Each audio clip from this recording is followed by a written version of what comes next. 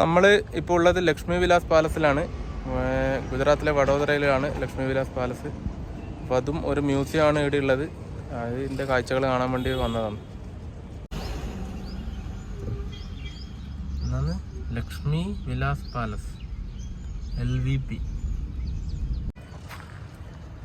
കയറുമ്പോൾ തന്നെ ഇവിടെ നല്ലൊരു പാർക്കിംഗ് ഏരിയ തന്നിട്ടുണ്ട്.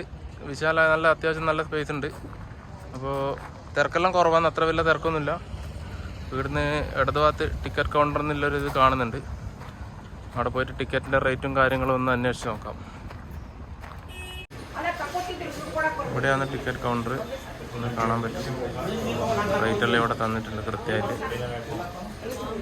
ഈ സമയത്ത് ഇപ്പം ചൂടും ഇതായതുകൊണ്ടോന്നും അറിയില്ല, അധികം വലിയൊരു റഷൊന്നുമില്ല.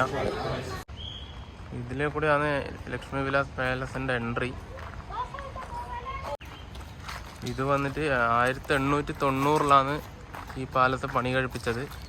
അതായത് മറാഠ രാജകുടുംബമായ ഗൈക്വാദ് ഫാമിലി അവരുടെ ഇതിലാണ്. ഈ ബറോഡ, അതായത് വഡോദര ഇപ്പോഴത്തെ, ഇതൊക്കെ ആ പണ്ട് കാലത്ത് ഭരിച്ചിരുന്ന കുടുംബം, രാജകുടുംബങ്ങളാണ്. ഇതിൻ്റെ പുറത്തുനിന്നുള്ള വ്യൂ ഇതാണ്. നമ്മൾ ഉള്ളിലിപ്പോൾ കയറിയിട്ട് വന്നു, പക്ഷെ ഉള്ളിൽ വീഡിയോഗ്രാഫിയും ഫോട്ടോഗ്രാഫിയും അലൗഡ് അല്ല. പിന്നെ അതിൻ്റെ കൂടെ നമ്മൾ ടിക്കറ്റിൻ്റെ കൂടെ ഒരു ഓഡിയോ ഇത് തരും, ഓഡിയോ ഡിവൈസ്. അപ്പോൾ അതിൽ ഉള്ളിലുള്ള ഇതിൻ്റെ എല്ലാ ഡീറ്റെയിൽസും അവർ പറഞ്ഞു തരും. ഓരോ ഇതുണ്ടല്ലോ അതിൻ്റെ ഇതെല്ലാം, അതായത് ഓരോ എക്സിബിറ്റിൻ്റെ കാര്യങ്ങളൊക്കെ അതിൽ കൃത്യമായിട്ട് അതിൽ ഓഡിയോയിൽ പറഞ്ഞു തരും. കേൾക്കാൻ പറ്റും നമുക്ക്. അപ്പോൾ അതിൽ കൂടുതലുള്ളതെന്ന് വെച്ചാൽ പഴയ കാലത്തെ നമ്മൾ നോർമൽ മ്യൂസിയം കൊട്ടാരങ്ങളിൽ ഉണ്ടാകുന്ന പോലെ, പിന്നെ പഴയ കാലത്തെ ആയുധങ്ങൾ, അവരുടെ വാളുകൾ, പിന്നെ അതുപോലെ ദർബാർ ഏരിയ, അങ്ങനെയുള്ള ഇതാണ്. നല്ല ഫോട്ടോഗ്രാഫി ഇതിൻ്റെ ഫ്രണ്ട് എന്ന് വെച്ചാൽ ഫോട്ടോഗ്രാഫി വീഡിയോഗ്രാഫിക്കും പറ്റിയതാണ്. 1-2 പേര് മറ്റേ ഔട്ട്ഡോർ വീഡിയോ മറ്റേ നമ്മളെ കല്യാണത്തിൻ്റെ ഇതുപോലെയൊക്കെ ചെയ്യുന്നുണ്ടായിരുന്നു. പിന്നെ അതിൻ്റെ പുറത്തെന്ന് വെച്ചാൽ നല്ല വിശാലമായ നല്ല ഗാർഡൻ ഉണ്ട്, നല്ല പച്ച ചെയ്തിട്ടുള്ള. ഇതിൻ്റെ തൊട്ട് അപ്പുറത്ത് തന്നെ ഒരു ഗോൾഫിൻ്റെ ഒരു ക്ലബ്ബുണ്ട്, ഗോൾഫ് ക്ലബ്ബ്. അപ്പോൾ അതിൻ്റെ സെയിം ഇതിലാണ് ഉള്ളത്. ഇതൊക്കെ നല്ല മെയിൻറ്റൈൻഡ് ആണ്. ഗ്രൗണ്ടും പച്ചപ്പുല്ലും വെള്ളമൊക്കെ നിങ്ങൾക്ക് കാണാൻ പറ്റും. വെള്ളമടിക്കുന്ന ഇതാക്കുന്നുണ്ട്.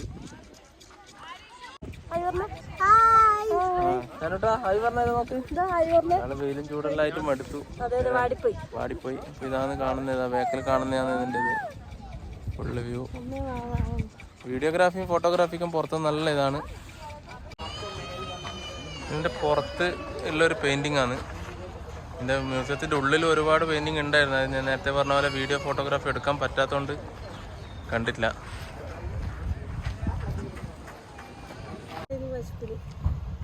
പിള്ളേർക്ക് വിശക്കുന്നതിന് തൽക്കാലത്തേക്ക് ഒരു പയറുകഞ്ഞിയെല്ലാം ആക്കിയിട്ട് എടുത്തിന്.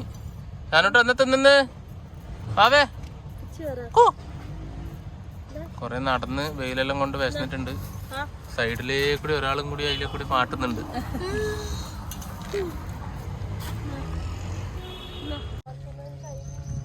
ഇപ്പൊ പാലസ് കണ്ടിറങ്ങി. പാലസ് മ്യൂസിയം രണ്ട് ഗേറ്റിലൂടെയാണ് എൻട്രി.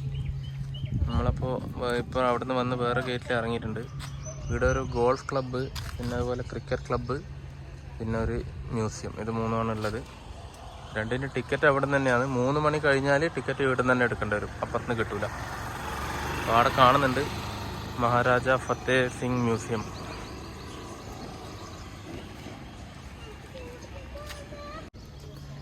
അപ്പോൾ ഇതാണ് മ്യൂസിയം. അതിൻ്റെ ഉള്ളിലും ഇപ്പോൾ എല്ലായിടത്തും ഇല്ല പോലെ ഫോണൊന്നും അലൗഡല്ല, പുറത്ത് വാങ്ങി വെക്കും കൗണ്ടറിൽ.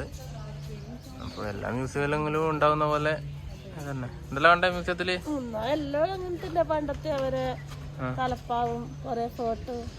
പഴയ ഫോട്ടോ, അവരെ ചൈൽഡ്ഹുഡ് ഫോട്ടോകള്, പിന്നെ അമ്മാവന്മാർ, അങ്കിളുമാർ, അങ്ങനെയുള്ള കുറേ ഫോട്ടോ, കുറേ ചിത്രം, പിന്നെ രാജാ രവിവർമ്മയുടെ കുറേ ചിത്രങ്ങളല്ലേ.